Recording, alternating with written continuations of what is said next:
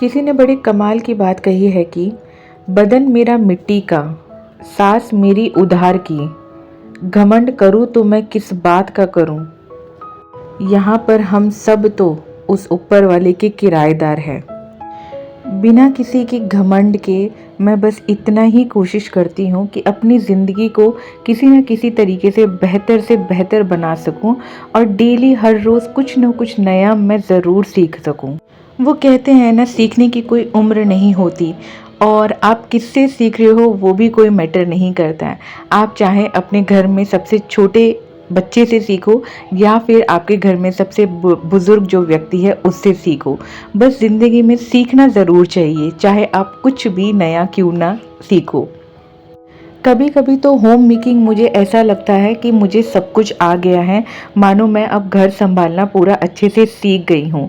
पर अपना रूटीन कभी कभी मैं चेंज करके देखती हूँ तो फिर लगता है कि नहीं, ये कुछ आदतें हैं जो मुझे और अपनानी चाहिए। तो शुरू करते हैं आज का व्लॉग इन्हीं आदतों से कि मैंने आज की रूटीन्स में अपने क्या ऐसे चेंजेस किए जिसकी वजह से मुझे ऐसा फील हुआ कि हाँ ठीक है, ये करने से कुछ मेरी ज़िंदगी में बदलाव ज़रूर आया है और डेफिनेटली मैं इन आदतों को ज़रूर अपने आगे कैरी करूँगी। वीडियो की शुरुआत करने से पहले आप सब का तहे दिल से वेलकम है जीत लाइफस्टाइल इंडियन मॉम में। और फिर से एक बार आप सबको मेरी तरफ से प्यार भरी राधे राधे। आशा करती हूँ आप सब लोग ठीक ठाक होंगे। यहाँ पर अर्ली इन द मॉर्निंग मैं उठ गई थी। आई मीन टू से कि अराउंड मैं 6 o'clock पे उठी थी और फिर उसके बाद ना उठने के बाद थोड़ी देर गर्म पानी वगैरह पीने के बाद मैं चली गई थी सीधा अपना जो शावर लेने के लिए, क्योंकि मुझे ऐसा फील हुआ कि पहले मेरा रूटीन ना ऐसे हुआ करता था कि मतलब मैं उठते ही जैसे शावर वगैरह ले लेती थी और फिर उसके बाद जो है अपने घर के काम इत्यादि मैं शुरू करती थी। उससे कहीं ना कहीं मेरे लाइफ पे बहुत पॉजिटिव इफेक्ट पड़ा था और फिर बीच में न जाने क्यों मैंने अपना रूटीन चेंज कर दिया। कहते हैं ना, लाइफ में कुछ ऐसी चेंजेस या लाइफ में कुछ ऐसी प्रॉब्लम्स आ जाती हैं या कुछ ऐसे ट्विस्ट एंड ट्रिक्स हो जाती हैं कि रूटीन कहीं ना कहीं आपका चेंज ज़रूर होता है। तो कहीं ना कहीं परी की वजह से भी मेरी काफ़ी चीज़ें जो है उथल पुथल हुई, काफ़ी चीज़ें मेरी चेंज हुई क्योंकि वो बहुत छोटी थी। Now as she is grown up और अब वो अपना काफ़ी चीज़ें खुद मैनेज करना सीख गई हैं। तो मैं बैक टू अपने रूटीन में आ गई हूँ जैसे पहले करती थी कि सुबह उठते ही मैंने सबसे पहले स्नान वगैरह कर लिया, अपने भगवान जी को भी मैंने यहाँ पे उठा दिया था। उसके बाद सीधे मैं आ गई थी अपनी किचन में। यहाँ पे सुबह का नाश्ता बन रहा है जो कि पीहू के लिए लंच ली जाएगी। वो आलू की सैंडविच बना रही थी, ज़्यादा कुछ खास नहीं। उसने ही रिक्वेस्ट करी थी कि मम्मा आज आप ना मुझे आलू की सैंडविच देना, मुझे बहुत पसंद है वो और मेरे फ्रेंड्स भी कह रहे थे कि आप लेकर आना, तो बस मैंने उसी को दिया था। और देखिए, ये एक छोटा सा बदलाव मैंने अपने जीवन में किया है जहाँ पे मैंने सीखी है स्कूटी।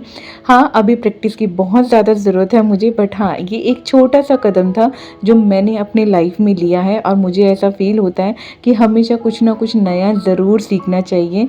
सीखने की कोई उम्र, कोई सीमा नहीं होती है। पीहू को छोड़ के आने के बाद ना मुझे बहुत अच्छा लग रहा था क्योंकि थोड़ा सा कॉन्फिडेंस डेवलप हुआ था यहाँ पे मेरा। कहते हैं ना, हम जब कोई नई चीज़ सीखते हैं और उसमें फर्स्ट स्टेप हम लेते हैं तो कहीं ना कहीं आपकी लाइफ में उसका बहुत बड़ा इम्पैक्ट पड़ता है और आपके अंदर आता है थोड़ा सा कॉन्फिडेंस। तो यहाँ पर मेरे साथ भी कुछ ऐसा ही हुआ कि अपने आप में मैं थोड़ा सा कॉन्फिडेंट फील कर रही थी। और उसके बाद ना मैंने और सुजीत ने यहाँ पर एक एक कप चाय पी थी और उसके बाद परी को भी हम स्कूल छोड़ के आ गए थे। तो यहाँ पर घर में पूरी शांति चारों ओर फैल गई थी क्योंकि घर से सब लोग जा चुके थे और मैंने ना घर की जो सुबह की बासी झाड़ू होती ना वो मैं लगा चुकी थी। उसके बाद ही मैंने अपने घर की दिया बत्ती वगैरह की थी।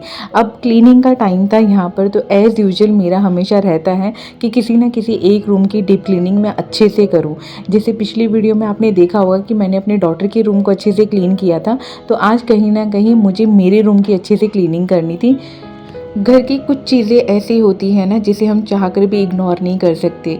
ये था कुछ ऐसा ही हिस्सा जिसे मैं कहती हूँ ड्रेसिंग टेबल। हर घर में बहुत कॉमन है ये चीज़ कि ये हमें हमारी पर्सनालिटी दिखाता है। कहते हैं ना, एक आईना आपको अपनी असलियत दिखाता है, तो कुछ ऐसा ही होता है कि जब तक हम इसे साफ़ नहीं रखेंगे तो कैसे पता चलेगा हम कितने साफ़ हैं।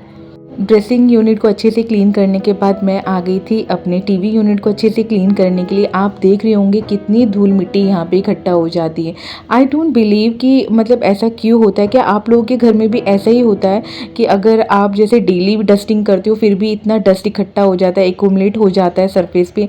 मेरे को रीज़न नहीं पता, जबकि मैं अपना नेट वाला जो गेट है उसको क्लीन मतलब क्लोज ही रखती हूँ ज़्यादातर टाइम, वो बहुत कम खुला रहता है। बट फिर भी आई डोंट नो, कि कहते हैं ना हवा पानी को नहीं रोक सकते, तो कुछ ऐसा ही है, डस्ट को भी हम नहीं रोक सकते। तो यही वो नेट का गेट है जिसको मैं हमेशा क्लोज रखती हूँ। तो इसके ऊपर भी काफ़ी धूल मिट्टी इकट्ठा हो गई थी। तो मैंने ना यहाँ पे जो कपड़े धोने वाला ब्रश होता है ना, सॉफ्ट ब्रिसल वाला, बस उसी का यूज़ किया है। उसी की मदद से मैंने अपने ये जो जाली वाला नेट वाला गेट होता है ना, इसको मैंने अच्छे से क्लीन कर लिया। अगर आप लोग कैमरे पे, आई डोंट नो विजिबल कितना हो पा रहा है कि नहीं, बट इससे ना काफ़ी अच्छी खासी धूल निकली थी। ऐसे ही अगर हम छोटे छोटे घर के हिस्सों को पकड़ते हैं ना, और छोटी छोटी चीज़ों पे ही हम फोकस करते हैं, और उसी से हमारा घर ना काफ़ी चेंज हमें खुद में नज़र आने लगता है, काफ़ी साफ़ सुथरा भी होने लगता है। तो मैंने आज यहाँ पर अपने जो डोर था, जो काफ़ी दिनों से गंदा हुआ पड़ा था, उसको भी अच्छे से क्लीन कर लिया था। और ये लाला का कैबिनेट था जो मैंने अमेज़ॉन से मंगवाया था, तो ये भी ना बहुत ज़्यादा डस्ट इस पर भी एक्यूमुलेट हो जाता है। एक तो कुछ तो इसका सरफेस जो वाइट है ना, और प्लस इसके जो शेल्फ इस तरीके से बने हुए हैं कि इसमें जो है डस्ट आ ही जाता है, चाहे मैं कितनी भी इसको क्लीन क्यों ना कर लूँ। या तो मुझे पूरा सामान निकाल के ना इसको वॉश करना पड़ता है, तब जाके अच्छे से क्लीनिंग होती है, या तो अदरवाइज़ मैं यही करती हूँ जब टाइम की शॉर्टेज वगैरह भी हो जाती है ना, तो मैं बस गीले कपड़े से, या तो मैं अपना DIY स्प्रे जो है उसको लेकर ही पूरा अच्छे से इसको क्लीन कर देती हूँ। उससे भी काफ़ी हद तक ये क्लीन हो जाता है। चीज़ें खरीदना बहुत आसान है दोस्तों। आप चाहे बाज़ार से 10 रुपए की चीज़ लाएं या 10,000 की, बस वैल्यू उसकी तभी तक होती है जब तक आप उसको कितना सहेज के रखते हैं। और फिर हमारा तो काम ही यही है, हम हाउसवाइफ का, या कह लीजिए हम गृहिणियाँ, या फिर हम होम मेकर्स का यही काम है, सामान चाहे जितना भी हो उसे साफ़ सुथरा रखना हमारी एक हैबिट बन जाता है। कहते हैं ना कि मकान जो है वो ईंटों से नहीं बनता है, वो भावनाओं से बनता है। और कुछ ऐसी ही भावनाएं हमारे घर के छोटी छोटी चीज़ों से जुड़ी रहती है, फिर चाहे वो घर के किसी भी कोने का कोई भी हिस्सा क्यों ना हो, हर एक सामान के साथ हमारी कोई ना कोई यादें ज़रूर जुड़ी हुई होती हैं। घर की अच्छे से डस्टिंग वगैरह करने के बाद मैं आ गई थी अच्छे से झाड़ू वगैरह लगाने के लिए। एज़ यू नो कि मेरे जो अंदर वाला कमरा है वहाँ पे लाला का कमरा है, तो वहाँ पे ना मैंने अच्छे से झाड़ू वगैरह लगा लिया था। सबसे पहले झाड़ू मैं वहीं पे लगाती हूँ, फिर उसके बाद जो है घर के दूसरों हिस्सों में झाड़ू लगता है। तो यहाँ पर मैं अच्छे से लगा लूँगी झाड़ू।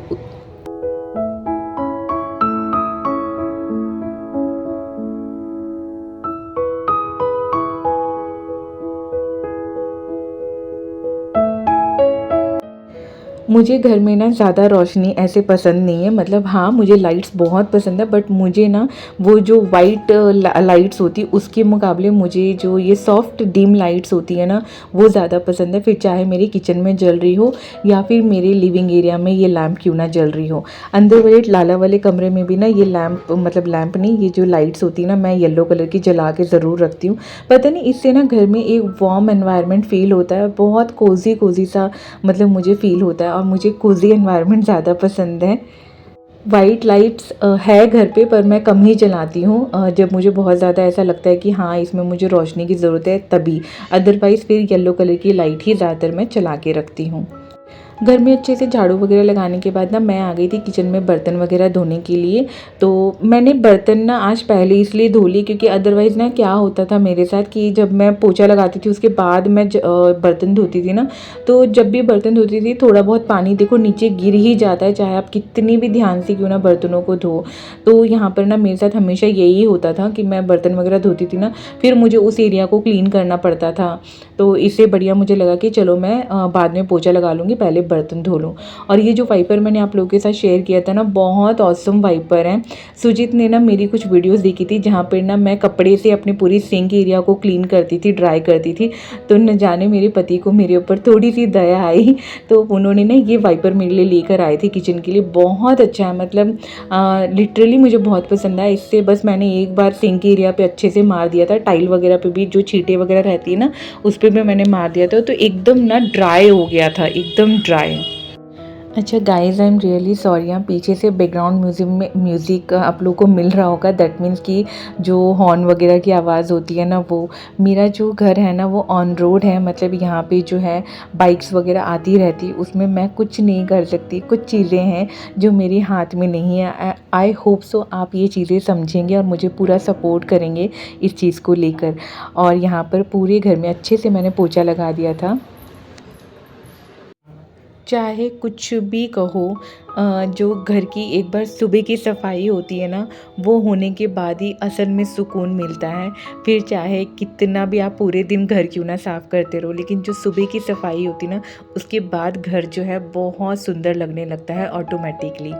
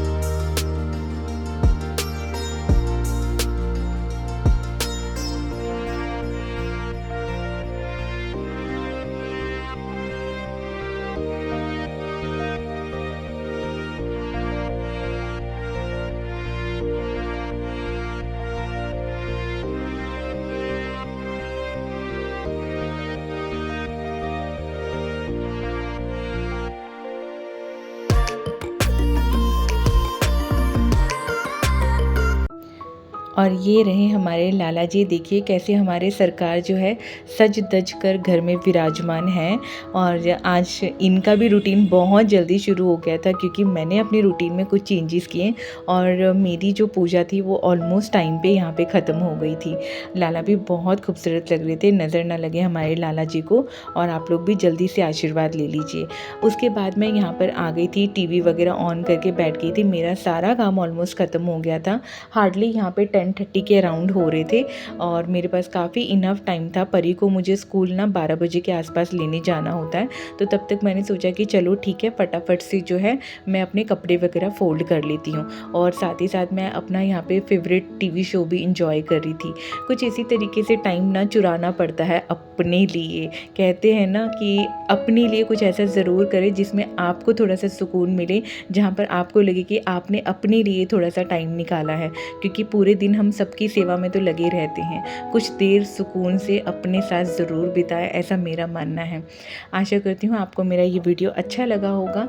अगर आप मेरे चैनल पे पहली बार आए हैं तो चैनल को सब्सक्राइब ज़रूर करिएगा। फिर मिलती हूँ मैं अपने नेक्स्ट ब्लॉग में अपने घर का कोई और कोना साफ़ करते हुए, क्योंकि कोने कभी ख़त्म नहीं होने और काम कभी ख़त्म नहीं होने। तो आशा करती हूँ आपको ये वीडियो अच्छा लगा होगा। एक लाइक ज़रूर बनता है मेरी इस वीडियो के लिए, क्योंकि गाइस पंखा बंद करके इस भयानक गर्मी में वॉइस ओवर कर रही थी। आई होप सो आप समझेंगे और मुझे ज़्यादा से ज़्यादा सपोर्ट करेंगे। बाय, टेक केयर, हरि बोल।